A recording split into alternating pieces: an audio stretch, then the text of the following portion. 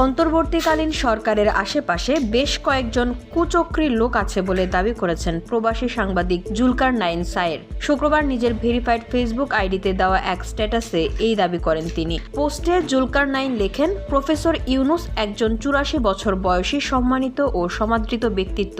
তার অর্জনের সিংহভাগই নিজ যোগ্যতা ও পরিশ্রমের ফসল। বাংলাদেশের অন্তর্বর্তীকালীন সরকারের প্রধান হিসেবে দায়িত্ব গ্রহণের আগে স্বৈরাচার হাসিনা সৃষ্ট আইনি ঝামেলা ব্যতীত তেমন কোনো সমস্যার সম্মুখীন তিনি হননি। এর অন্যতম কারণ হতে পারে তার আশেপাশে সবসময়ই বিশ্বস্ত, শিক্ষিত, সৎ মানুষেরা ছিলেন।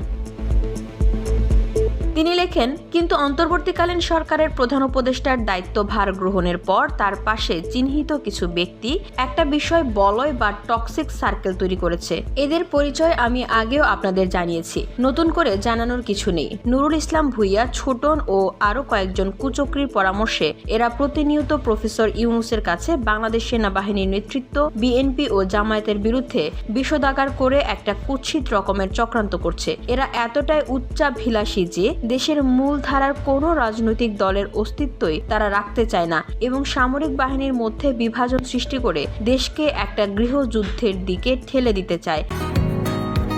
বসুন্ধরা, উত্তরা, বনশ্রী, কুড়িল ও বাড্ডা সহ রাজধানীর বিভিন্ন স্থানে অভিজাত ও অত্যাধুনিক মানের ফ্ল্যাট কেনার এক নির্ভরযোগ্য প্রতিষ্ঠান প্লেজেন্ট প্রপার্টিজ লিমিটেড।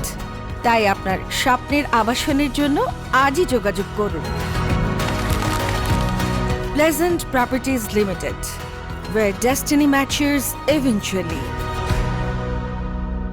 লক্ষ্য করলেই বুঝতে পারবেন কারা প্রতিনিয়ত সেনা নেতৃত্ব, বিএনপির নেতৃত্ব, জামায়াত নেতৃত্ব প্রত্যেককে ভিলিফাই করে চলছে। এরা সকলেই এক সূত্রে গাঁথা। জুলকারনাইন লেখেন, হাসিনা কাল্ট যেভাবে গুম, খুন, নির্যাতনের মাধ্যমে দেশে একটা ভয়ের চক্র গড়ে তুলেছিল, এই ছোটন চক্র দেশে তেমনই একটা সার্কেল তৈরি করেছে যা জনমনে ঘৃণা ও অজানা আতঙ্কের সৃষ্টি করেছে। আশা করছি সকল রাজনৈতিক দল ও দেশের সিভিল সোসাইটির সদস্যরা সমন্বিতভাবে এদের বিষয়ে সচেতনতা সৃষ্টি করবেন। প্রফেসর ইউনুস যেন সম্মানের চোখে তার উপর অর্পিত দায়িত্ব সফলতার সঙ্গে সম্পন্ন করে জনগণের ভোটে নির্বাচিত সরকারের কাছে রাষ্ট্রভার হস্তান্তর করতে পারেন এমন ক্ষেত্র তৈরিতে সহায়ক ভূমিকা রাখবেন।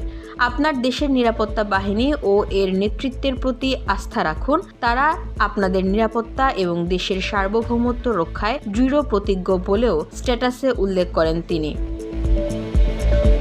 VOD Bangla news desk.